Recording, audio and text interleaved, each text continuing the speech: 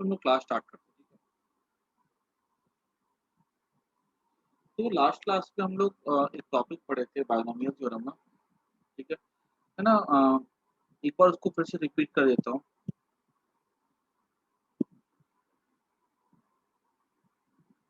Binomial, ये algebra का part है। बायनोमियल थ्योरम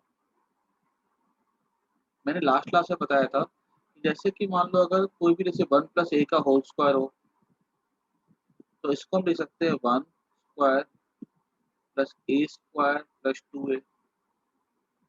अगर यहाँ पे a की वैल्यू बहुत छोटी है 1 के कंपैरिजन में, जैसे a की वैल्यू मान लो 0.001 है, if a is much smaller than 1, then 1 plus a का स्क्वायर हो जाएगा 1 + 2a। In the same way अगर मान लो 1 + a का क्यूब है, तो ये हो जाएगा a³ + b³ + 3a² b + 3 a² b + 3ab², 3ab²। अगर यहाँ पे a की वैल्यू 1 से काफी छोटी है, देन 1 + a का cube can be written as 1 plus, देखो अगर ये a बहुत छोटा है 1 से, तो उसके स्क्वायर और क्यूब तो और भी छोटे हो जाएंगे, तो इसको भी और इसको भी इग्नोर मार सकते हैं, तो 1 + 3 हो जाएगा। इन दिस वे हमने क्या कंक्लूड किया था कि 1 + a पावर m 1 + na हो जाता है। कब होता है? If a is much smaller than 1। तो ये एक्चुअली जो है ना, ये जो बायनोमियल थ्योरम है पढ़ाई किस चीज की होती है, जैसे हमने यहाँ 2 देखा है, हमने यहाँ पे फिर 3 देखा है, फिर ऐसे 4 आएगा, फिर ऐसे 5 आएगा, तो बायनोमियल थ्योरम में जो मैथ्स आता है ना, ठीक है, उसमें ये n कुछ भी हो सकता है, ठीक है। हमारे फिजिक्स में हमको बस इतना ही जरूरत है, ठीक है, ठीक है। अच्छा, इसके बाद मैंने बोला था तुम लोगों को कि जैसे कि अगर अपने को बोला जाएगा कि एक क्वेश्चन था 1.01 का पावर 1/3 निकालो, तो इसको लिख सकते हैं हम लोग 1 प्लस 0.1 0.01 पावर 1/3। इसे हम लिख सकते हैं, ये किस फॉर्मेट में आ रहा है, ये इस फॉर्मेट में आ रहा है जहाँ पे ये a क्या 1 से काफी छोटा है, तो इसको हम लिख सकते हैं 1 प्लस mx।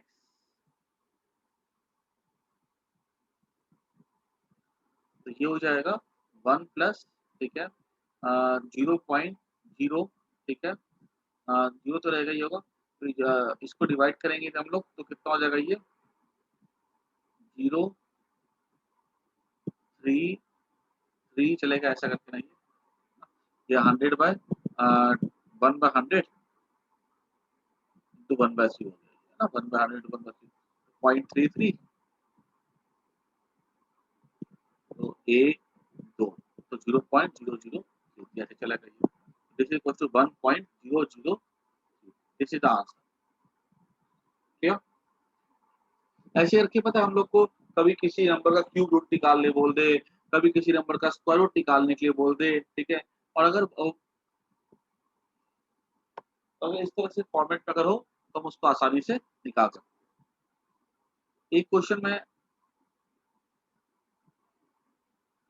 मैंने कल करवाया था कि 1001 का पावर 1/3, ये हो जाएगा 1000 प्लस 1 का पावर 3, है ना।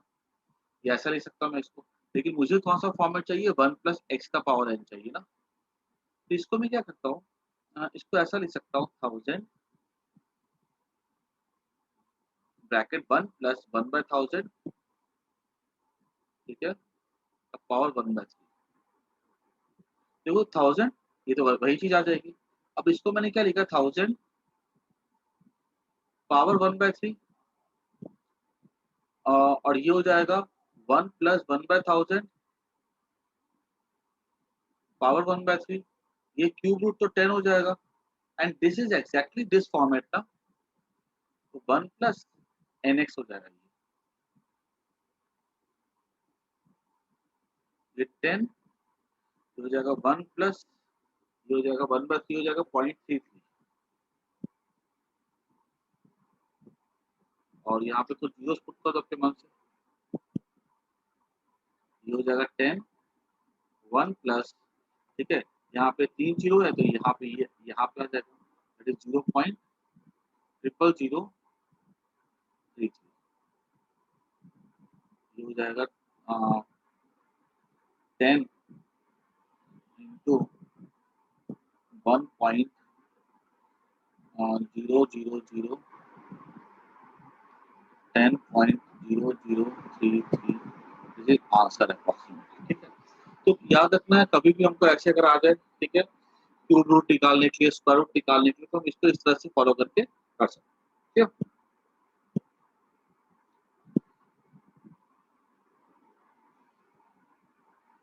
इसको नोट कर दो।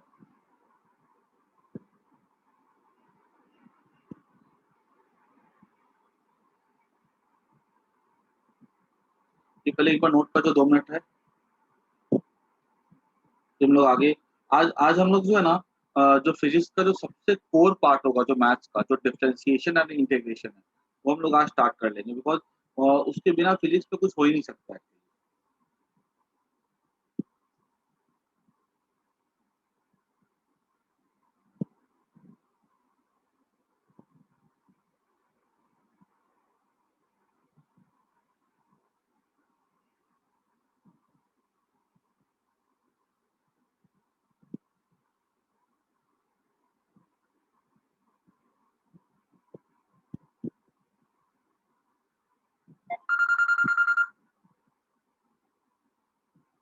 तो दूसरा बच्चा बैठेगा।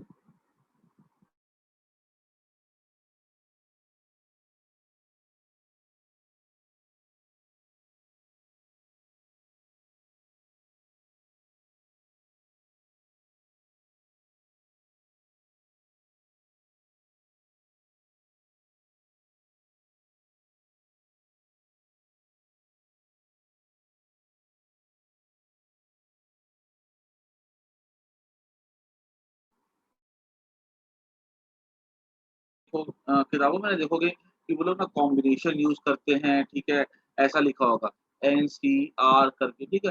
ये सब हमको ना इतना कोई जरूरत ही नहीं है, जिस तरह से वो एक्सप्लेन करते हैं ना मैथ्स बुक में, हमारे फिजिक्स में हमको जितना यूज है ना हम उतना ही पढ़ेंगे, ठीक है। तो उससे ज्यादा अगर मैं बताने बैठ जाऊंगा ना, जैसे कितना सिंपल में ही समझ में आ रहा है, देखो लॉजिकली ज्यादा बताऊंगा ना तो ये भी समझ में नहीं आएगा। ये हो गया लिखा हो यहाँ तक कि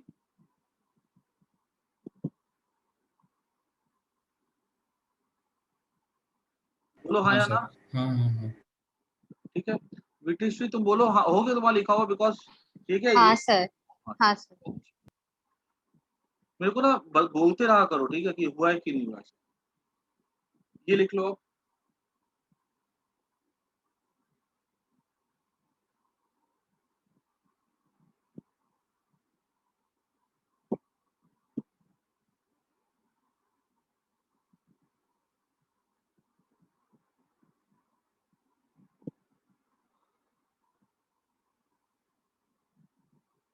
ये हो गया।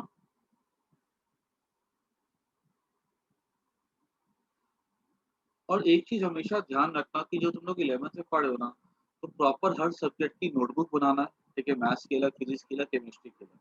और उसमें जो भी नोट्स लिखोगे ना, वो नोट्स एकदम तुम्हें संभाल के रखने हैं, बिकॉज वही नोट्स तुमको हेल्प करेंगे आगे जाकर के एंट्रेंस एग्जाम में और बोर्ड एग्जाम में। नोट्स की बहुत वैल्यू होगी, और मैं जितना पढ़ा रहा हूँ ना, ठीक है, उस पे से समझ लो तुम्हारे जो भी 11th का होगा, ठीक है, तुम पूरा पढ़ करके तुम कंसेप्ट में कहीं नहीं फंसोगे, ठीक है। अगर तुम कहीं फंस सकते हो तो कैलकुलेशन में, और कैलकुलेशन में तभी फंसोगे जब तुम्हारा ये वाला पार्ट क्लियर नहीं है। तो हम लोग क्या थोड़ा सा फाउंडेशन है हमारा, याद रखना, ये मैथ्स जो है ना हमारा फाउंडेशन है,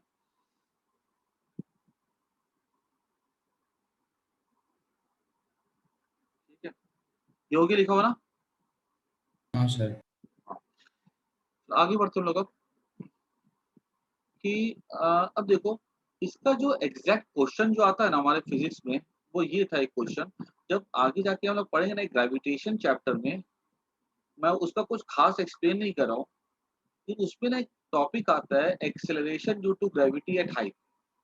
तो उसका फॉर्मूला हो जाता है R square by R plus H का स्क्वायर इंटू जी। ठीक है। एक्चुअली क्या होता है, जैसे हम लोग अर्थ है यहाँ पे, हम ऊपर जाते हैं ना तो ग्रेविटी घटती है। ठीक है। अर्थ के सरफेस पे तो जी 9.8 रहता है, लेकिन जैसे हम ऊपर चले जाते हैं 100 किलोमीटर, 200 किलोमीटर, 1000 किलोमीटर, तो ग्रेविटी क्या होती है, डिक्रीज करती है। तो वो जो ग्रेविटी जो डिक्रीज करती है ना, उसका फॉर्मूला होता है G dash, gravity at height. ठीक है। यहाँ पे gravity equals to R square. R हो जाता है अर्थ का रेडियस, एच हो जाती है height from the earth surface.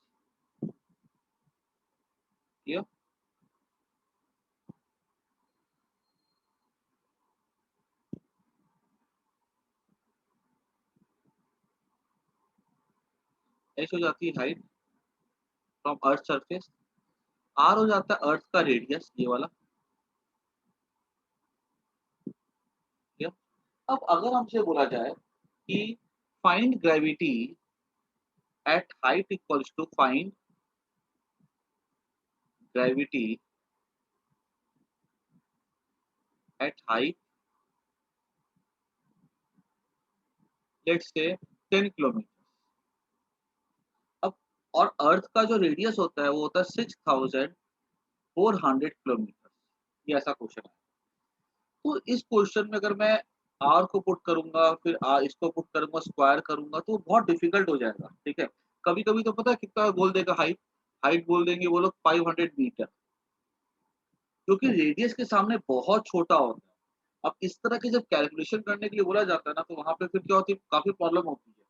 तो इसके लिए क्या किया गया है, इसको सिंप्लीफाई करने के लिए, ठीक है, मतलब जब एच की वैल्यू काफी छोटी होती है रेडियस के कंपैरिजन में, ना रेडियस 6400 किलोमीटर है, जैसे हाइट हो गई 500 मीटर, 1 किलोमीटर, 2 किलोमीटर, 5 किलोमीटर, उस सिचुएशन के लिए हम क्या करते हैं, इस फॉर्मूले को मॉडिफाई करते हैं। और जनरली हम लोग कहाँ जाते हैं, माउंट एवरेस्ट पे जाते हैं। तो वहां पे कितनी एज तो बहुत छोटी होती है ना, हम जो ऊपर जाते हैं बैलून में जाते हैं, तो हाइट काफी छोटी होती है। अगर स्पेस जाने की बात हटा दी जाए, तो जिस हाइट से हम लोग डील करते जाते हैं वो हाइट काफी छोटी होती है।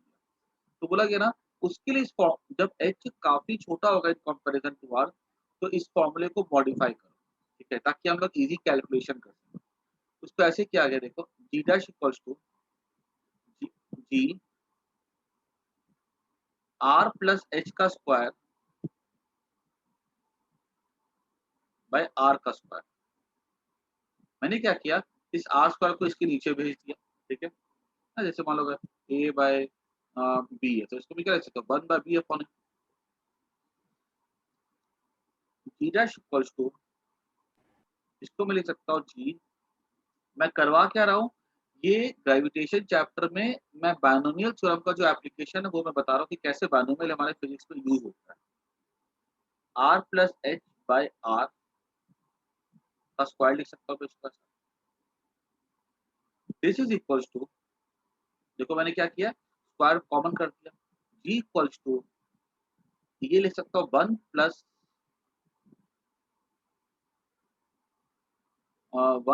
H by R,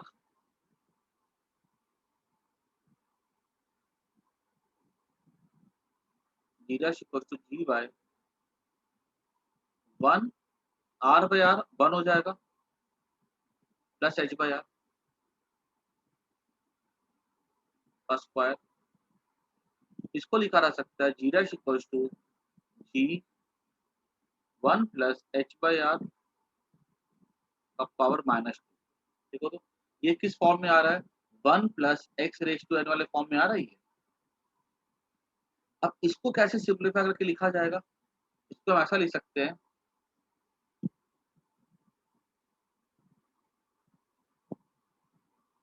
G dash equals to जी। अब देखो हाइट जो है वो होगी कितनी, 1 किलोमीटर, 2 किलोमीटर, रेडियस का 6400 है। तो ऑब्वियस सी बात है, अगर मैंने हाइट को अगर ले ली तो 1 किलोमीटर या 10 किलोमीटर, तो 1/6400, ये नंबर कितना छोटा हो जाएगा देखो, 1 के सामने, दिख रहा है ये 1 कितना छोटा होगा 1 के सामने ना? तो इसको मैं क्या लिख सकता हूँ G 1 माइनस 2h/r। क्या अभी मैंने बताया था कि 1 plus x raise to n क्या होता है? सिंपल से 1 प्लस nx। यहाँ पे n क्या है? -2 है और ये हमारा x क्या हो गया? h/r। तो दिस इज़ द फॉर्मूला। अब यहाँ पे हाइट अगर हमको बोली जाएगी 1 किलोमीटर है, तो बाय 6400 तो हम निकाल सकते हैं। ये समझ में आया कि नहीं आया? बोलो हाँ या ना? हाँ हाँ सर। ठीक है ना? ओके। ये ना अगर तुम्हें कच्चा-पक्का भी समझ में आया हो ना, तो भी कोई दिक्कत वाली बात नहीं है। ये खाली मैं दिखाना चाह रहा हूँ कि बायनोमियल थ्योरम जो तुम लोग को मैंने सिखाया, उसका हमारे फिज़िक्स में कहाँ पे इम्पोर्टेंस, कहाँ पे रोल है उसका बस।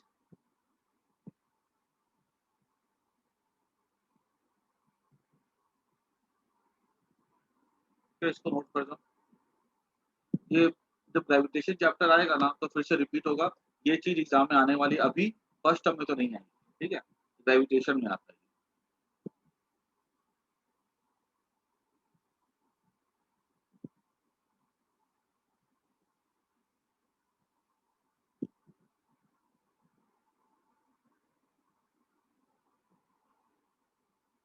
यहाँ पे लिख देना since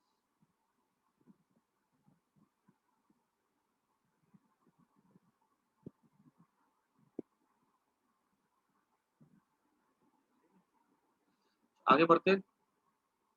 इसमें ही अगर ऐसे क्वेश्चन अगर आ जाता कि ये वाला question find gravity at height 10 kilometre, तो मैं कैसे निकालता? तो मैं इस फॉर्मूले से अच्छा कहाँ पे जाता?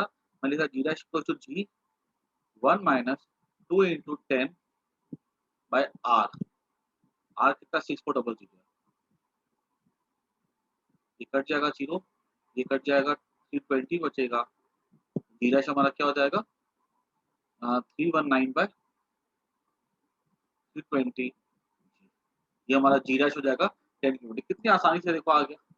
अगर यही नहीं अगर हमको ये पता होता स्मॉल के लिए, तो फिर इससे करते, इससे फिर स्क्वायर करो, क्यूब करो, फिर काफ़ी लफड़ा होता वहाँ पे।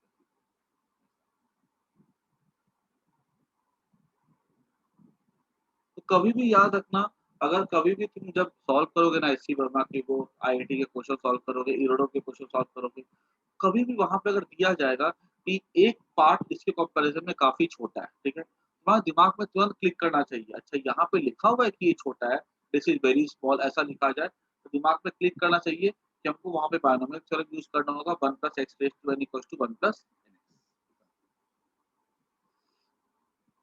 तो आगे बढ़ते हैं हम लोग।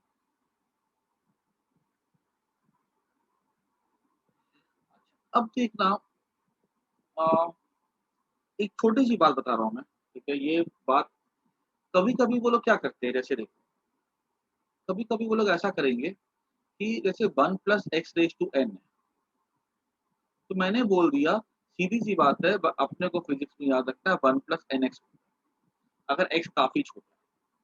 कभी-कभी क्या होता है, ये x जो होता है ना, बहुत छोटा नहीं होता, जैसे मान लो अगर 1 + x का क्यूब है, तो 1 cube plus a cube plus b cube plus 3a² b plus 3ab²। कभी-कभी क्या होता है, अ, 1 तो काउंट हो जाएगा, 3x भी काउंट हो जाएगा और कभी-कभी x बहुत छोटा नहीं होकर के ना थोड़ा छोटा होता है और वो लोग क्या करते हैं, इसको भी ले लेते हैं x² को और इसको कर देते हैं वो लोग इग्नोर। ये इग्नोर हो जाएगा, इसको ले लेंगे और बोल देंगे वो लोग 1 + 3x + 3x² ऐसा। 1 + x³ क्या लिखते हैं वो लोग? 1 + x³ = 1 + इतना, ठीक है? If x is smaller than 1। कभी-कभी वो लोग क्या करते हैं, 2 टर्म नहीं लेकर के 3 टर्म ले लेते हैं और बताओ ऐसा मैंने देखा हुआ है, आईआईटी में क्वेश्चन आ चुके हुए हैं जिसपे वो लोग क्या करते हैं, ऑप्शन में जो दिए थे ना वो लोग आंसर कुछ ऐसा था, जिसमें कि ऑप्शन में उन लोगों ने 3 टर्म तक कर दिया। तो कभी-कभी क्या होता है, ऐसा भी होता है, तो तुमको उसके लिए घबराना नहीं है। अगर तो तुम्हारे क्वेश्चन में मैक्सिमम क्वेश्चन यहाँ तक पे आकर के बन जाएँ। अगर 3 टर्म तक लिखना है, यहाँ पे हम क्या ले सकते हैं, प्लस n n-1/2 x। अगर ऑप्शन एनालाइज़ कर लो, अगर 2 टर्म में काम निपट रहा है, वेरी गुड। अगर तीसरा टर्म का ज़रूरत पड़ जाए, तो हम लोग उसको ऐसा लिख देते हैं, ठीक है? और अगर नहीं ज़रूरत पड़े तो इतना भी लिखोगे तो चलेगा। अभी पूछोगे सर ये n(n-1/2) कहाँ से आया? तो देखो इसका मैंने तुम लोग को लॉजिक समझा देता हूँ, ठीक है? बाकी अगर मैं करने वो पूरा का पूरा करने बैठूँगा ना कॉम्बिनेशन तो क्या दिमाग खराब हो जाएगा, कुछ काम का भी नहीं होगा, उल्टे कन्फ्यूज़न हो जाएगा। मैं तुम्हें समझा देता हूँ ये आया कहाँ से। अगर मान लो ये 1 + x का क्यूब था, तो मैंने क्या बोला 1 ये 3x जरा चेक करो तो, अगर मान लो पावर 3 है, तो पावर 3 है तो x स्क्वायर का टर्म क्या हो जाएगा? 3 पावर 3 है, 3 - 1/2 देखो तो 3 - 1/2 2 तो क्या बचेगा 3 बचेगा देखो तो। आया समझ में? हाँ सर। बाकी लोग को आ रहा अच्छे से? हाँ सर। ओके। अब जैसे देखो 1 + x⁴ है, ठीक है? तो अगर मान लो इसको मुझे अगर 3 अगर x काफ़ी छोटा है तो मैं सीधे लिख सकता हूँ इसकी वैल्यू होगी 1 + 4x लेकिन अगर मेरे को 3 टर्म तक देखना है, तो मैं इसको थोड़ा-सा ना अगर इसको मैं देखूँ ओपन करके, तो ये क्या हो जाएगा ये हो जाएगा a² + b² + 2ab का होल स्क्वायर इसको मैं ऐसे लिख सकता हूँ। तो ये हो गया 1 क्योंकि इस स्क्वायर का स्क्वायर कर दिया मैंने, तो 1 + x का स्क्वायर ये हो जाएगा। अभी जब मैंने इसका स्क्वायर किया, तो 1 + a² + b² + c² + 2ab + 2bc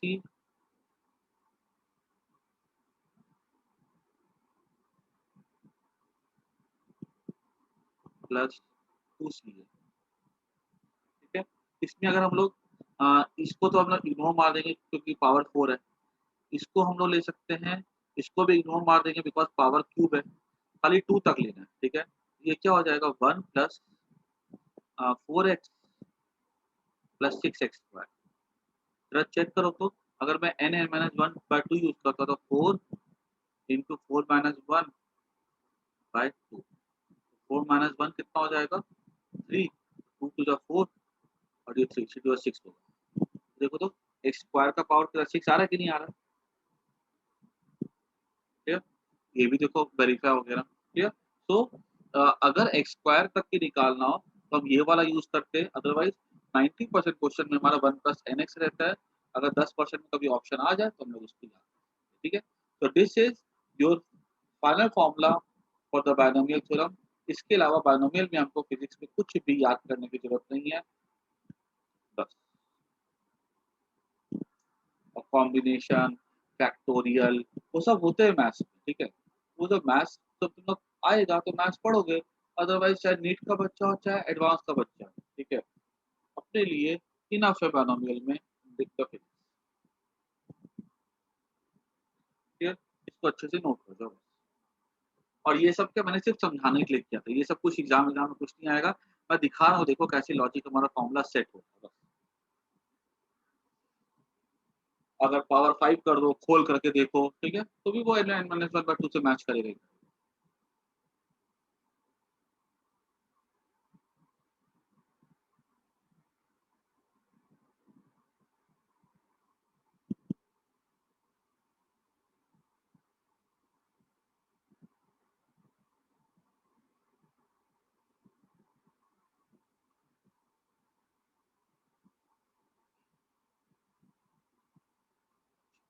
अ, तब हमारा अब जो है ना हम लोग फिज़िक्स में स्टार्ट करने जा रहे हैं, सबसे इम्पोर्टेंट ठीक है? देखो ये जो बायनोमियल थ्योरम है ये ना तुमको बहुत कम-कम यूज़ पड़ता है फिज़िक्स में, कोई मतलब कुछ अच्छे-अच्छे क्वेश्चन्स में यूज़ होता है। लेकिन अब जो मैं बताने जा रहा हूँ ना, ठीक है? एक टॉपिक है फिज़िक्स में जिसका नाम होगा अ, कैलकुलस। ये मैथ्स की ब्रांच होती है, ठीक है? कैलकुलस जो है ना, इसमें मेन जो कंट्रीब्यूशन था ना, वो दिया था सर इज़ैक न्यूटन, ठीक है? क्योंकि फिज़िक्स में देखो फिज़िक्स के बहुत सारे डेरिवेशंस करने के लिए मैथ्स की ज़रूरत थी। तो उस डेरिवेशंस को प्रूव करने के लिए अर्थ में ग्रेविटी के बारे में प्रूव करने के लिए उन्होंने कैलकुलस के बारे में रिसर्च की थी और उसपे उन्होंने जो जो भी इसकी थ्योरी बनाई थी, ठीक है? देखो सीधी-सी बात है अगर मैथ्स पूछा जाए कि मैथ्स क्या होता है? तो याद रखना मैथ्स एक लैंग्वेज है जिससे कि हम लोग फिज़िक्स को समझ सकते हैं। तो मैथ्स याद रखना कि जैसे हम कोई इन्वेंशन करते हैं, मैथ्स क्या होती है? मैथ्स की लैंग्वेज तब बनाई जाती है, जैसे तुम कहीं फिज़िक्स में अटक रहे हो, तो उसको समझने के लिए मैथ्स की लैंग्वेज बनाई गई, ठीक है? वो लैंग्वेज कौन सी थी? कैलकुलस। लगभग 20 साल लग गया था सर न्यूटन को इस पे पूरा रिसर्च करने में। फिर और भी साइंटिस्ट लोग आए और भी मैथमेटिशियन आए जिन लोगों ने इस पे कंट्रीब्यूशन दिया। ये क्लास 12th में हम लोग को पढ़ाया जाता है और इसमें से याद रखना इस आईआईटी में या क्या कहते हैं लगभग 40% क्वेश्चंस कैलकुलस से आते हैं। अब कैलकुलस की क्या होती है? 2 ब्रांच होती है। 2 पार्ट में डिवाइड किया गया है, डिफरेंशिएशन एंड इंटीग्रेशन,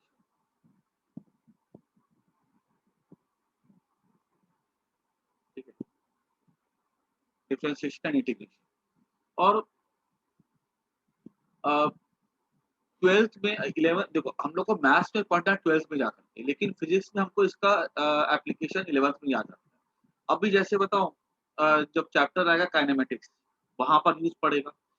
जितने भी डेरिवेशंस है फिजिक्स में, ठीक है? बहुत सारे डेरिवेशन जहाँ पे तुमको यूज़ पड़ेगा। अब कोई बच्चे को अगर ये टॉपिक अच्छे से नहीं आता है ना, ठीक है? तो वहाँ पे जाके बार-बार वो अटकता चला जाएगा। तो खास करके बताओ मेडिकल के बच्चों को ज़्यादा डिफ़िकल्टी आती है फिजिक्स में बिकॉज़ उनका ये वाला पार्ट जो होता है ना वीक रह जाता है, ठीक है? तो हम लोग ना मैं इसमें लगभग 3 दिन दूँगा, ठीक है? ये दोनों टॉपिक करवाने में 3 से 4 दिन, मतलब 4 घंटे, 3 से 4 घंटे लगेंगे। इसमें कि मैं थोड़ा स्लो जाऊँगा, आराम से पढ़ाऊँगा, ठीक है? ताकि तुम लोग को ना एक-एक चीज़ दिमाग में बैठ जाए, ठीक है? और ये अच्छे से हम लोग का हो जाए। तो डिफरेंशिएशन एंड इंटीग्रेशन देखो ये हमारे 2 टॉपिक, ठीक है? इन 2 टॉपिक को समझने के लिए हम लोग अ, सबसे पहले पढ़ते हैं फिज़िक्स में कैसे हम लोग देखो वो 2 टॉपिक पढ़ने के लिए हम कैसे-कैसे क्या पढ़ेंगे देखो। सबसे पहले हम एक आते हैं एक टर्म फिज़िकल क्वांटिटी याद रखना यहाँ से जो मैं पढ़ा रहा हूँ, यहाँ से स्टार्टिंग है उस चैप्टर्स की जो मैं calculus and this is the most important part of physics याद रखना। फिज़िकल क्वांटिटी जो होती है 2 टाइप की होती है। एक हो जाता है कांस्टेंट और एक हो जाता है वेरिएबल। अगर हम कांस्टेंट की बात करते हैं, तो जो कांस्टेंट होते हैं, वो 2 टाइप के होते हैं। एक होता है परमानेंट कांस्टेंट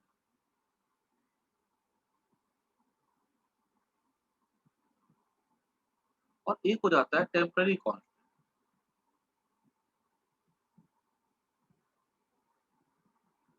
ठीक है? परमानेंट कांस्टेंट जैसे होता है प्योर नंबर जैसे 5 ये परमानेंट कांस्टेंट ठीक है। सेकंड पाई इसकी वैल्यू होती है 3.14 होती है। थर्ड ग्रेविटेशनल कांस्टेंट जिसकी वैल्यू 6.67 into 10⁻12 होती है। ठीक है? वो आगे जाके सीखना होगा। ई एक नंबर होता है, वो कांस्टेंट होता है, उसकी वैल्यू 2.7 ली जाती है, ठीक है? इसका ये सब का काम आगे पड़ता है, जब पढ़ेगा मैं बता दूँगा, ठीक है? ऐसे कुछ परमानेंट कांस्टेंट, उसके बाद एक हो जाता है टेम्परेरी कांस्टेंट, जो पता है जैसे कि मान लो अगर मुझे बोला गया क्वेश्चन में कि velocity of the car is 10 metre per second, ठीक है? It is moving with constant velocity 10 metre per second, तो मैंने बोला कि अच्छा वेलोसिटी कैसी है? बोला गया कांस्टेंट है, चलो बहुत अच्छी बात है, मान लिया। अभी दूसरा क्वेश्चन आता है, ऐसे क्वेश्चन है कि v equal to 10 metre per second मान लिया गया। अब सेकंड क्वेश्चन आता है, एक कार है जिसका एक्सेलरेशन हो रहा है 2 मीटर पर सेकंड स्क्वायर। जब मैं एक्सेलरेशन बोलता हूँ 2 मीटर पर सेकंड स्क्वायर इसका मतलब ये होता है कि उस कार की जो वेलोसिटी है, वो हर सेकंड में 2 मीटर पर सेकंड से बढ़ रही है। क्लियर? मतलब उसकी velocity uh, v equals to u plus at होता है ना, तो at उसकी वेलोसिटी 1 सेकंड में हो जाएगी 2 into 1 that is 2 metre per second. उसकी वेलोसिटी 2 सेकंड पे हो जाएगी 2 into 2 that is 4 metre per second. उसकी वेलोसिटी 3 सेकंड पे हो जाएगी 2 into 3 that is 6 metre per second. ठीक है? इस तरह से क्या हो रहा है उसकी वेलोसिटी क्या हो रही है वो इंक्रीज़ करती चली जा रही है। तो पहले क्वेश्चन में जो वेलोसिटी है वो कांस्टेंट था, लेकिन सेकंड क्वेश्चन में आकर के जो वेलोसिटी है वो वेरिएबल है। ठीक है? वो वैरी कर रहा है। तो हमने क्या बोल दिया कि velocity is a temporary constant. कोई चीज़ एक सिचुएशन में कांस्टेंट हो, और दूसरे में वैरी कर सकती है, तो उस चीज़ को हम कहते हैं टेम्परेरी कांस्टेंट। परमानेंट कांस्टेंट हर सिचुएशन में सेम है। क्लियर? ये बात सबको समझ में आ गई, इसकी कोई दिक्कत नहीं है?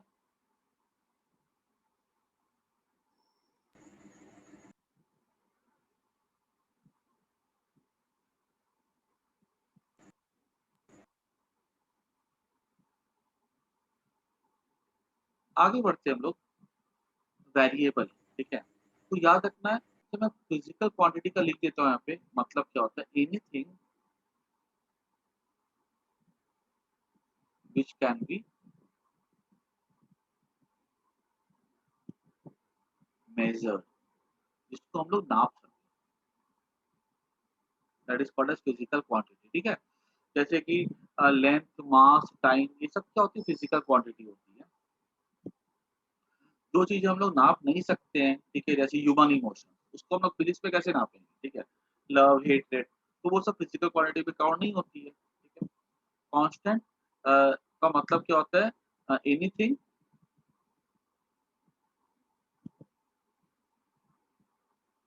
whose value does not change, ठीक है? एंड वेरिएबल थिंग्स या क्वांटिटीज,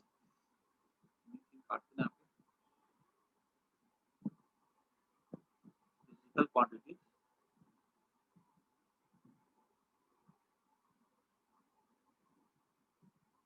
यहाँ पे लिख सकता हूँ, फिजिकल क्वांटिटीज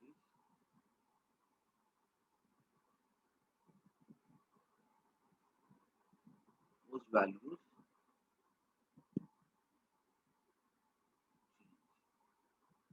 ठीक है? अब वेरिएबल की अगर बात की जाए, तो वेरिएबल दो तरह के होते हैं। एक हो जाता है डिपेंडेंट वेरिएबल और एक हो जाता है इंडिपेंडेंट। डिपेंडेंट वेरिएबल वैसे होते हैं जिसकी वैल्यू किसी पे डिपेंड करती है। जैसे एग्जांपल ले लो, अगर हमें बोला गया y equals to x plus 3, तो हमने क्या किया, हमने x की कोई वैल्यू सोची और रख दी। x को हमने लिया 1, हमने ये x क्या हो गया, ये हो गया इंडिपेंडेंट, इसकी वैल्यू हमने खाली सोची। और y की वैल्यू x पे डिपेंड करती, तो y क्या हो गया, डिपेंडेंट वैल्यू। जैसे मान लो, अगर हमने बोला कि velocity of the car is given by 2t, जहाँ 2 एक्सेलरेशन है, तो टाइम तो हमने सोचा, टाइम बीतता चला जा रहा है, टाइम पे हमारा कोई कंट्रोल नहीं है। टाइम 1 सेकंड, 2 सेकंड, 3 सेकंड, 1 पे वेलोसिटी होगी 2, 2 सेकंड पे वेलोसिटी हो जाएगी 4, 3 सेकंड पे वेलोसिटी हो जाएगी 6। तो हम क्या बोल सकते हैं कि ये जो टाइम जो है ना, ये है इंडिपेंडेंट, लेकिन जो वेलोसिटी है वो टाइम पे डिपेंड करती है। ये क्या हो गया, velocity is a dependent variable. Clear? अगर जैसे मार्केट में जाते हो अब, और या तुम पेट्रोल पंप पे गए, पेट्रोल खरीदना है, ठीक है? तुमने पूछा पेट्रोल का रेट क्या है, तो उसने बोला कि 100 रुपया लीटर। तो तुमने बोला कि अच्छा, मेरे को डलवाना है, मेरी एक्टिवा की टैंकर फुल हो जाता है 3.5 लीटर, ठीक है? तुमने बोला कि 3.5 लीटर है, तो तुमने कॉस्ट कैलकुलेट किया 350 रुपीज। तो जो टोटल कॉस्ट है, ठीक है, हमने क्या किया, हमने नंबर ऑफ लीटर सोचा। ठीक है, 1 2 3 ऐसा। तो टोटल कॉस्ट हमने कैसे सोचा, number of litre into rate. ये जो टोटल कॉस्ट है, ये किस पे डिपेंड करता है, नंबर ऑफ लीटर पे। ये नंबर ऑफ लीटर हमने सोचा, 1 2 3 4, और ये हमने कैलकुलेट किया, ठीक है? तो this is independent and this is dependent. Clear होगी बात? हाँ सर। Yes, sir. तो y equals to x plus 2, ठीक है, this is dependent, this is independent.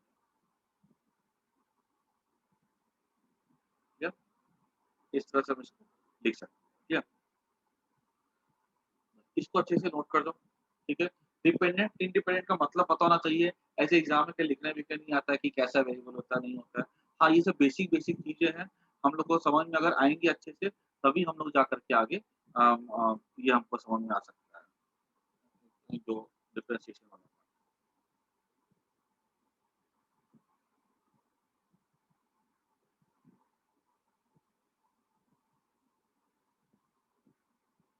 Note कर दो।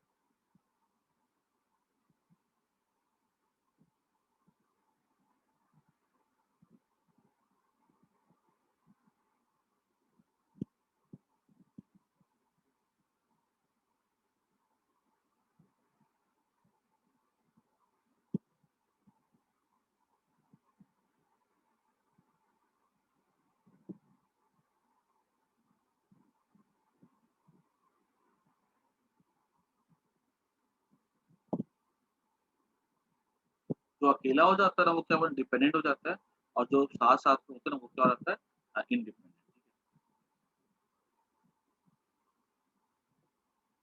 अब यहाँ पे ज़रा-सा देखो, हम यहाँ पे क्या बोल सकते हैं, कि जो y की वैल्यू है ना, इट डिपेंड्स ऑन x। हम क्या बोल सकते हैं यहाँ पे? y depends on x।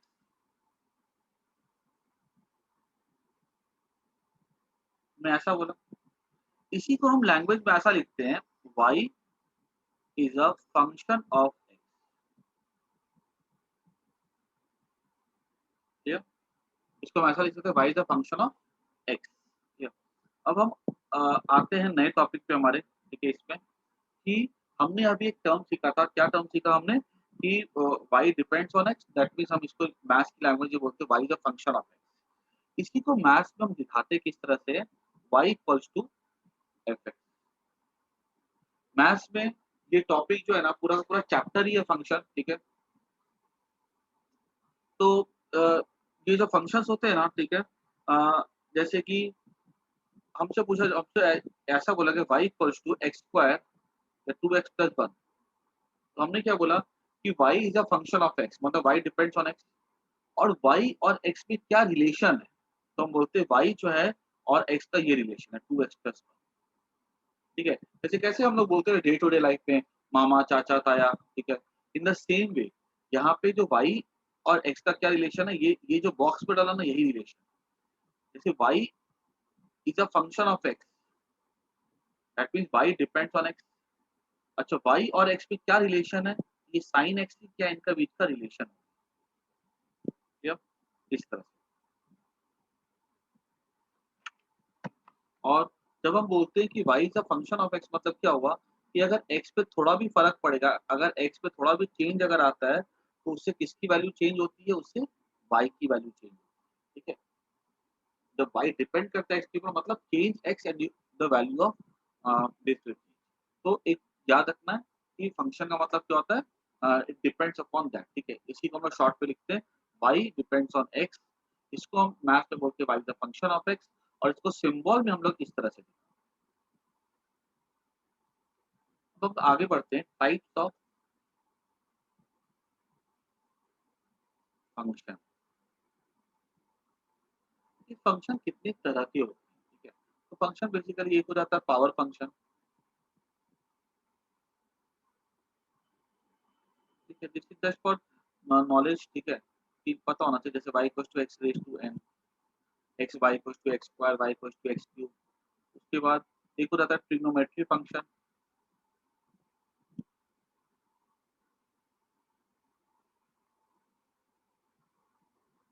y equals to, let's say लिखा जाएगा sin थीटा, ठीक है? sin x।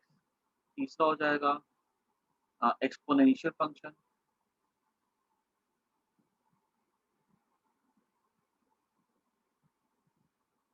जो y equals to 2 raise to x। देखो, अगर x पावर पे अगर आ जाता है ना, तो उसको हम कहते हैं एक्सपोनेंशियल फंक्शन। उसके बाद बस ये 3 फंक्शन हमको ध्यान रखना है, ठीक है? लॉगरिथम भी होता है, तो हमने लॉगरिथम कुछ पढ़ा नहीं है, तो उसकी तरह दिमाग नहीं लगाते, ठीक है?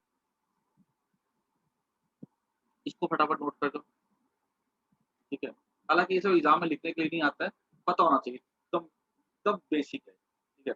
तो जो मैंने बताया ना ये जो प्योर मैथ्स होता है ना, जिसकी पढ़ाई होती है उसका, कि 5% भी नहीं है, ठीक है? लेकिन हाँ, जितना मैं बता रहा हूँ ना, इसमें फिज़िक्स पूरा का पूरा आ जाता है। तुम जितना मैं पढ़ाऊँगा ना, तो फिज़िक्स में तुम कोई भी क्वेश्चन सॉल्व कर सकते हो।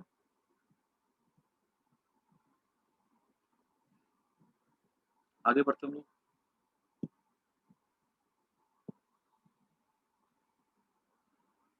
अब आता है कांसेप्ट ऑफ डिफरेंशिएशन।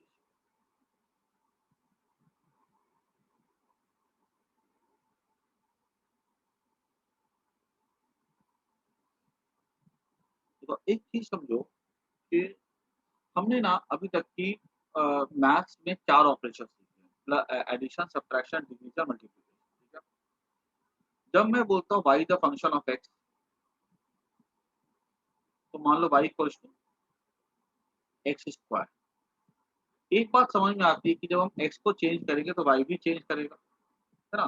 जैसे मान लो अगर x है इस तरह से और y है इस तरह से, तो अगर मान लो x की वैल्यू हमने कर दी 0 से 1 कर दी, तो y कितना हो जाएगा? y हो जाएगा 1। हमने x को 1 से 2 कर दिया, तो y क्या हो जाएगा? y हो जाएगा 4 हो जाएगा। तो एक बात देखो यहाँ पे कि अगर हम x को चेंज करते हैं, तो y भी चेंज हो रहा है। हमने x को 1 से 2 चेंज करा, तो y कहाँ से y 1 से 4 में चेंज हुआ। जितना चेंज x में हो रहा है, कोई नेसेसरी नहीं है कि उतना चेंज ही y में भी होगा। हाँ, अगर y इक्वल्स टू x होता, तो जितना चेंज x में होता, उतना चेंज y में होता। लेकिन ऐसे कोई नेसेसरी तो नहीं है कि जितना चेंज y में होगा, उतना चेंज x में होगा, ठीक है? तो हम क्या करते हैं यहाँ पे, अ, y में जो चेंज होता है ना, मान लो y की वैल्यू चेंज होके हो जाती है डेल्टा y, तो नई वैल्यू क्या आ जाएगी? y plus delta y। y में हमने कितना चेंज कर दिया? डेल्टा y का। या मान लो हम लोगों ने, सॉरी ऐसा लिखते हैं, मान लो हम लोगों ने x पे चेंज किया delta x। If x is change by delta x, याद रखना delta symbol stands for change, ठीक है? जब हम डेल्टा x लिखते हैं ना, मतलब चेंज इन x, ठीक है? This is symbol for change, याद रखना। Then y is changed by delta y, या इसका अब क्या करते हैं हम लोग, चेंज इन y कितना हो जाएगा? y की वैल्यू कितनी हो जाएगी? y चेंज इन, हम एक टर्म पढ़ते हैं ऐसे जा करके, delta y change in y bye change इन, ठीक है? दिस इज चेंज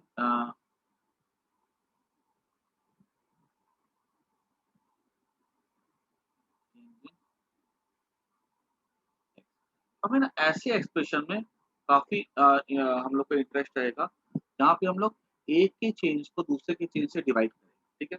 ये शायद तुम्हें कच्चा-पक्का ऐसे समझ में नहीं आया होगा, लेकिन आगे हम लोग एक सब पढ़ेंगे धीरे-धीरे वो सब समझ में आएगा, ठीक है जी? ये बात अभी खाली दिमाग में रख लो कि y डिपेंड करता है x के ऊपर, अगर x चेंज करेगा तो y भी चेंज करेगा, क्लियर? दूसरी बात समझने वाली क्या थी इसमें, कि जितना x चेंज करेगा, कोई नेसेसरी नहीं है कि y में उतना ही चेंज हो, y में चेंज की वैल्यू कुछ अलग हो सकती है और होती है, ठीक है? तीसरी बात, हमें किस चीज़ में ज़्यादा इंटरेस्ट है इस चैप्टर में, हमें इंटरेस्ट है कि हम जो y की वैल्यू में जो चेंज आता है और जो x की वैल्यू में जो चेंज आता है, उनकी जो डिफरेंस होता है, उसके डिवीज़न में हमें काफ़ी इंटरेस्ट है, ठीक है? क्यों है, वो हम आगे जाकर के अब देखते हैं, ठीक है? इसमें कुछ खास ऐसे नोट करने वाली चीज़ें नहीं हैं।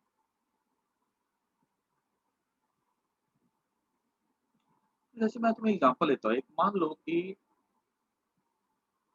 ऐसे एक ना यहाँ पे ग्राफ ड्रा किया गया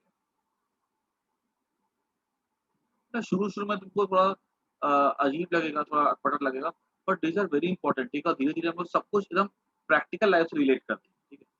मान लो कि यहाँ पे एक बॉडी है, जो कि जिसका डिस्प्लेसमेंट हो रहा है विथ रिस्पेक्ट टू टाइम, ठीक है?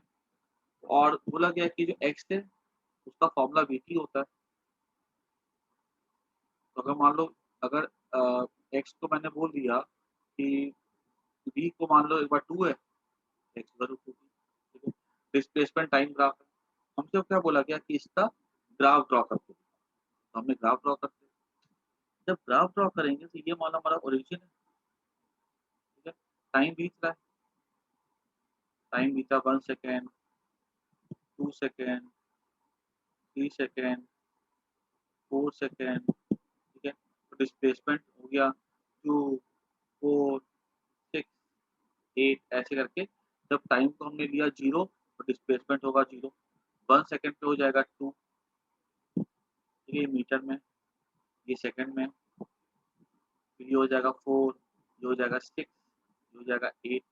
तो हमने क्या किया, इसके ग्राफ प्लॉट किया,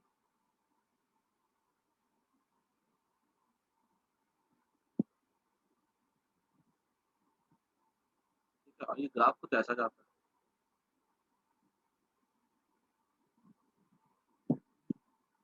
ठीक है?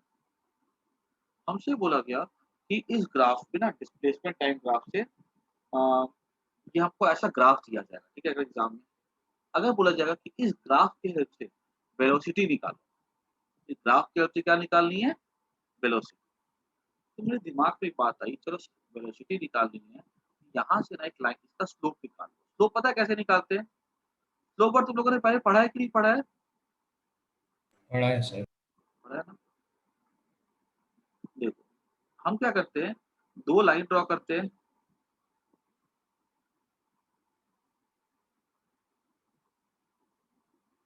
ठीक है? इस तरह से कोई भी 2 पॉइंट ले लेते हैं और यहाँ से ना हम लोग एक परपेंडिकुलर ड्रॉ करते हैं यहाँ पे और यहाँ से ड्रॉ करते हैं परपेंडिकुलर यहाँ, और ये हमने यहाँ पे ऐसे ड्रॉ कर दिया। और ये जो पार्ट होगा ना, जो चेंज इन वाई होगा, ये वाई, ये वाई एक्सिस होगी ना, जो कि यहाँ पे एक्स लिखा है, ये वाई एक्सिस है, ये एक्स एक्सिस। एक्स एक्सिस पे हमने टाइम लिखा है, वाई एक्सिस पे हमने डिस्प्लेसमेंट लिखा है। तो जो चेंज इन वाई होगा ना, उसको डिवाइड कर दो चेंज इन एक्स। ये जो हमको देता है ना change in Y by change in X, ये हमें क्या देता है? स्लोप देता है। स्लोप हो जाएगा delta Y by delta x.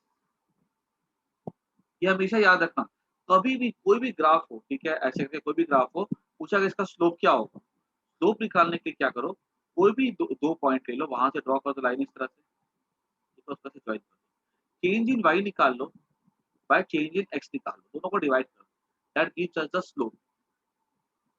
Delta Y by delta X हो जाएगा, चेंज इन वाई हो जाएगा 4 से लेकर के 8, that is 8 minus 4, that is 4।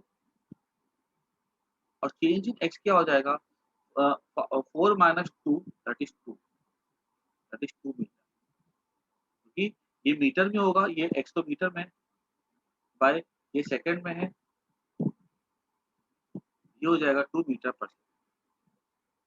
तो देखो ये हमारा क्या है? ये स्लोप है, ठीक है? और याद रखना कि डिस्प्लेसमेंट टाइम ग्राफ में स्लोप हमें क्या देता है? ये हमें स्लोप दे रहा है, डिस्प्लेसमेंट बाय टाइम, स्लोप हमको देता है वेलोसिटी। ये पढ़ के भी रखा है कि that slope in XT graph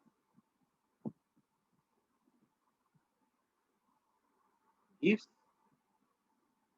velocity, ठीक है? तो हमने यहाँ पे स्लोप निकाला, स्लोप स्लोप निकालने का ये तरीका हो गया और हमें क्या मिल जाएगी इससे? वेलोसिटी, ठीक है? और यहाँ से कहीं न कहीं तुमको ये भी आइडिया मिल रहा होगा कि जो मैंने पीछे में सिखाया था change in Y by change in X, उसका इम्पोर्टेंस क्यों होता है? कि उसका इम्पोर्टेंस इसलिए होता है क्योंकि उससे हमें क्या मिलता है? स्लोप। और फिजिक्स के स्लोप डिफरेंट ग्राफ में हमें स्लोप का काफ़ी ज़्यादा इम्पोर्टेंस होता है, ठीक है? पहले इसको एक बार अ, जस्ट फॉर नॉलेज था ये, ठीक है? अभी हम इसको यही स्लोप वाला कांसेप्ट हम आगे और जा करके सीखेंगे, ठीक है? तो एक चीज़ और समझ लो यहाँ पे कि जो स्लोप हम निकालते हैं ना, ठीक है? ये बहुत इम्पोर्टेंट होता है। स्लोप कैसे निकाला जाता है? Change in Y by change in X से निकाला जाता है। एक बात और समझना कि जैसे ये स्ट्रेट लाइन है, ठीक है? तो अगर हमने यहाँ पे ये थीटा रख देखा अगर एंगल, ये वाला एंगल भी कितना हो जाएगा? थीटा हो जाएगा।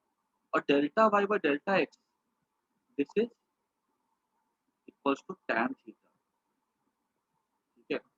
तो स्लोप निकालने के लिए दूसरा तरीका क्या हो गया? इस एंगल का टैन निकालना, ठीक है?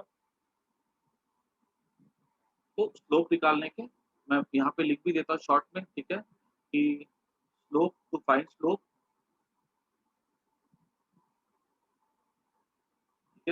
इसकी दो मेथड हो सकते हैं, find delta Y by delta X, ठीक है। दूसरा मेथड होता है फाइंड टैन थीटा, ठीक है। ये तो क्या एंगल निकाल सकते हैं, ठीक है। और उसको याद रखना है slope gives many important physical quantity. जैसे डिस्प्लेसमेंट टाइम ग्राफ है तो स्लोप हमको वेलोसिटी देता है, वेलोसिटी टाइम ग्राफ लेंगे स्लोप हमको एक्सेलरेशन देगा, मोमेंटम टाइम ग्राफ लेंगे स्लोप हमको फोर्स देगा। और आगे जाकर के ना जाने हमको 10-15 जगह होगा फिजिक्स में जहाँ पे हमको स्लोप निकाल करके कोई इंपॉर्टेंट रिजल्ट मिल रहा होता है। इसलिए स्लोप निकालना हमारे लिए काफी इंपॉर्टेंट है। और स्लोप निकालने के लिए दिख रहा है यहाँ पे, हम डिफरेंस को डिवाइड, दो डिफरेंस को डिवाइड करते हैं। ये पॉइंट लिख लेना, ठीक है, जो तुमको नोट करना, एक ये वाला पॉइंट और एक ये वाला point. This is enough for note. जितना मैंने पढ़ाया ना, ठीक है, इसकी समरी इतना फटाफट नोट कर जाओ।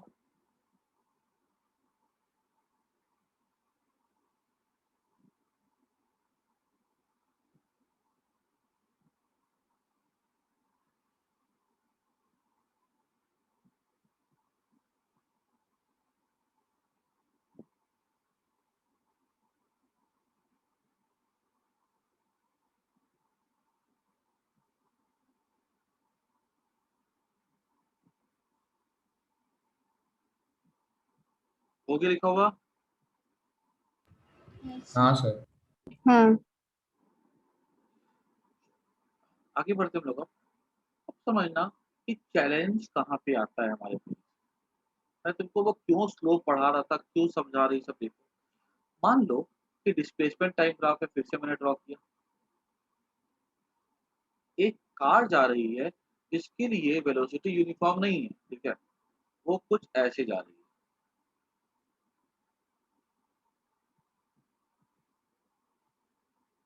स्ट्रेट लाइन होता है भाई, बोलना बड़ा आसान है, tan थीटा से निकालो, delta Y by delta X से निकालो, स्लोप निकालने के दो फॉर्मेट होते हैं। लेकिन अगर मान लो मेरे को, मेरा डिस्प्लेसमेंट टाइम ग्राफ कुछ इस तरह था, ठीक है, और मेरे से पूछा गया कि बताओ एक टाइम है यहाँ पे टी नॉट, 5 सेकेंड कुछ भी हो सकता है, बताओ इस टाइम पे बॉडी की जो वेलोसिटी है वो क्या होगी। वेलोसिटी लगातार देखो, या इस टाइप पे सब ये ग्राफ में ना ऐसे मैं यहाँ तो बोल सकता था कि tan थीटा, यहाँ कैसे बोल सकता हूँ, ये तो आबड़ उबड़ खाबड़ कैसा ग्राफ जा रहा है। मेरे से टाइम पूछा गया टी नॉट, बताओ इस टाइम टी नॉट पे जो वेलोसिटी होगी क्या होगी। तो मेरे को तो एक ही टेक्निक पता है, delta Y by delta X. तो मैंने क्या किया, मैंने बोला कि ठीक है बताता हूँ मैं। मैंने क्या किया, मैंने एक यहाँ से ना ऐसे लाइन ड्रॉ कर दी, ठीक है।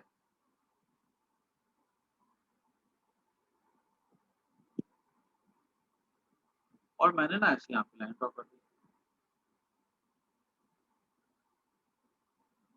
ठीक है? और मैंने बोला कि एक काम करो, ये मेरा हो जाएगा delta x by delta T. देखो जो मैं तुम्हें पढ़ा रहा हूँ ना, ठीक है, this is one of the most, समझो ये पढ़ाना भी और तुम्हारे लिए पढ़ना भी दोनों ही चैलेंजिंग वर्क है। बिकॉज समझो मेरे को 3 महीने 4 महीने वाला कैलकुलस तुमको समरी में समझाना है सिर्फ 2 दिन में, ठीक है। तो इससे चैलेंजिंग वर्क, ठीक है। तो मैं तुमसे पूछूंगा कि बताओ कि वेलोसिटी होगी delta x by delta T, ठीक है, टाइम टी नॉट। क्या ये आंसर सही है कि गलत है, यस या नो। इस टाइम पे मुझे अगर वेलोसिटी चाहिए तो क्या ये तरीका सही है? नहीं नहीं है ना, ठीक है। सबको बोलते नहीं सही है, क्योंकि ये जो मुझे वेलोसिटी देगा, मुझे इस टाइम पर वेलोसिटी चाहिए। एक टाइम पर जब वेलोसिटी चाहिए होती है उसको हम लोग कहते हैं इंस्टेंटेनियस। लेकिन ये जो मुझे वेलोसिटी देता है ये मुझे एक रेंज ऑफ टाइम में दे रहा है, और ये जो मुझे देता है दिस इज एवरेज, समझना, ये एवरेज दे रहा है। लेकिन मुझे कहाँ चाहिए, इंस्टेंटेनियस। चलो अब मैं तुमसे दूसरा सवाल पूछता हूँ, सबको मुझे बताना कि मान लो कि मैंने अगर ऐसा यहाँ पे ड्रॉ किया,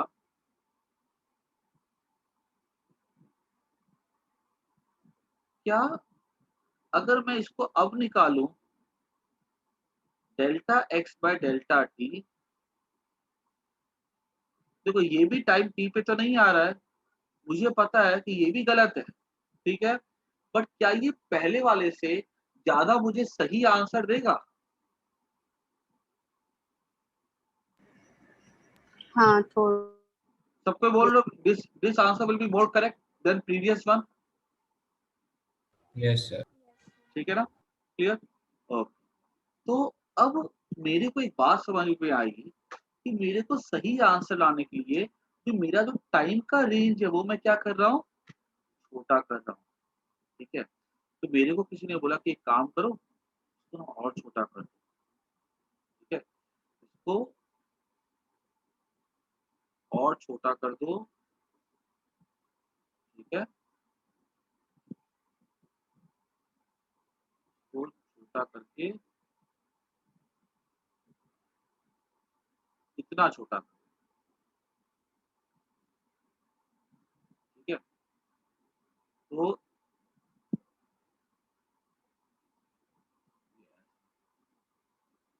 this is delta X, this is delta T, क्या ये आंसर पहले वाले से भी और अच्छा आंसर देगा मेरे को, हाँ सर। है ना? Yes sir. चलो, ये बात सबको समझ में आ रही है। अब सवाल ये आता है कि इसको छोटा करते चले जाओ, लेकिन छोटा करने की लिमिट क्या होगी, मैं बताऊं? ये जो लिमिट मैं वर्ड बोल रहा हूँ ना, तुम्हें यहाँ से समझ में आ रहा है कि टाइम छोटा करने की लिमिट क्या होगी। और जब तुम लोग मैथ्स पढ़ोगे ना, तो वहां तुम लोग का पहला चैप्टर होगा रिलेशन एंड फंक्शन, और जो ट्वेल्थ का सेकंड चैप्टर होगा वो होगा लिमिट्स एंड कंटिन्यूटी, क्लियर? तो वहां पे इसी लिमिट की बात की जाती है, पता है बच्चे सॉल्व कर लेते, उनको पता नहीं चलता लिमिट का मतलब क्या है। तो यहाँ से समझ में आ रहा है कि यहाँ टाइम को छोटा करने की लिमिट क्या होगी। तो किसी बच्चे ने बोला कि टाइम को छोटा करते करते जीरो कर दो, लेकिन अगर जीरो हो जाएगा तब तो हम एक पॉइंट पे पहुंच जाएंगे, और हमें क्या निकालना, हमें ट्रायंगल का लेंथ अपॉन बेस, ये परपेंडिकुलर बाय बेस निकालना है। अगर हम पॉइंट पे आ जाएंगे तो पॉइंट के पास तो कोई बेस होता ही नहीं है, तो क्या टाइम को जीरो कर सकते हैं? Answer is no, yes sir. Time can not be made zero. तो मेरे को एक बात समझ में आई कि इसको छोटा करने के लिए हम लोग टाइम को जीरो नहीं कर सकते, ठीक है। लेकिन क्वेश्चन ऐसा होगा, what is limit of making delta T small, ये नोट्स पे लिखना, ठीक है। Answer, delta T should be as small as possible so that as should be as small as possible, but it should not be zero, ठीक है। we say, बहुत बार ये word सुनोगे मैथ्स में, we say delta T tends, ये देखना tense to zero, ये ऐसा वर्ड ऐसा लिखोगे, और उसमें हम लोग क्या लिखते हैं, ऐसा लिखते हैं delta T tends to zero को हम लोग ऐसा लिखते हैं, ये इक्वल टू नहीं है, ठीक है, ये टेंस टू जीरो, ठीक है।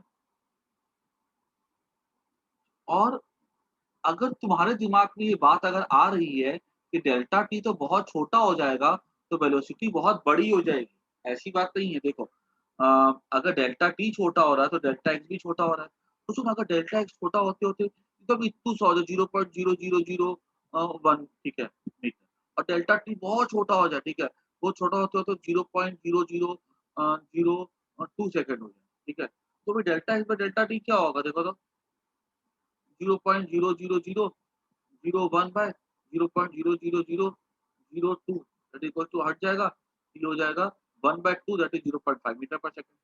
लोग कहाँ छोटा आ रहा है, वैल्यू तो फाइनाइट आ रही है, ठीक है। तो ये पूछा गया कि सबसे पहला सवाल पूछा गया कि अगर हमको टी नॉट पे वेलोसिटी चाहिए तो हम क्या करते हैं, डेल्टा टी को छोटा करते हैं। दूसरा सवाल, डेल्टा टी को छोटा कितना करते हैं? हम बोलते हैं बहुत छोटा करते हैं ताकि वो 0 के बहुत नज़दीक हो, लेकिन वो 0 नहीं है, ठीक है?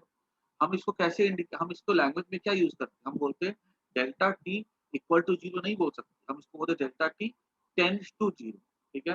हम इसको सिंबल कैसे दिखाते हैं, डेल्टा टी ये एरो से दिखाते हैं, ठीक है? कितनी बार सबको समझ में आ गया, आज कोई दिक्कत नहीं है, नहीं सर। ठीक है ना? चलो, आज के दिन अभी तुम लोग के भी 4 बजे 5 बजे शायद केमिस्ट्री क्लास की होगी, तो इसको हम लोग नेक्स्ट क्लास में कंटिन्यू करेंगे, ठीक है? और डिफरेंशिएशन का ये आगे से कल ना प्रॉपर डिफरेंशिएशन के मैं तुम लोगों को क्वेश्चंस भी करवाना स्टार्ट कर दूँगा, ठीक है? कल या ट्यूसडे को, ठीक है? कल मैं एक बार टाइम इन्फॉर्म कर दूँगा, मैं ट्यूसडे को भी यहीं होगा, तो मैं ना प्रॉपर न्यूमेरिकल्स भी स्टार्ट कर दूँगा मैं डिफरेंशिएशन के, ठीक है? और कल की नेक्स्ट एक क्लास और आधी क्लास और हम लोग को डिफरेंशिएशन टॉपिक अच्छे से आ जाए, ठीक है? इस पे अभी क्या कुछ क्वेश्चंस नहीं दे सकता हूँ मैं, ठीक है? कुछ सेंस नहीं बनता है अभी, ठीक है? अभी जितना पढ़ा है उसको अच्छे से घर पे रिवाइज़ कर लेना। अभी क्या थोड़ी मेरी मेहनत है, उसके बाद एक बार तुम लोग को हो जाएगा ना काम, फिर तुम लोग की मेहनत है, ठीक है? चलो बाय, टेक केयर।